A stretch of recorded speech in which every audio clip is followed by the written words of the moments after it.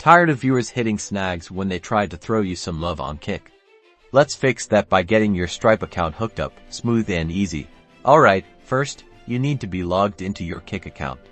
Head over to your profile icon in the top right corner, and from the drop-down menu, click on Settings.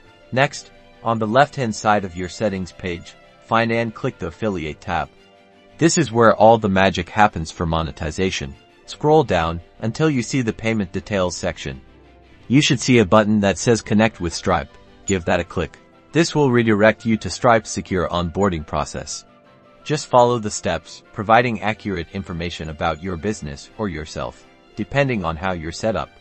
Stripe will ask for things like your legal name, address, bank details, and potentially some verification documents. Make sure everything is spot on to avoid delays. Once you've completed the Stripe onboarding and your account is approved, you'll be redirected back to Kick. You should see a confirmation message saying your Stripe account is now connected. Now your viewers can support you without those frustrating payment issues. So, now you're set to receive those well-deserved Kick earnings. If you choose smoother Kick revenue, like the video. If you love more streaming tutorials, hit subscribe.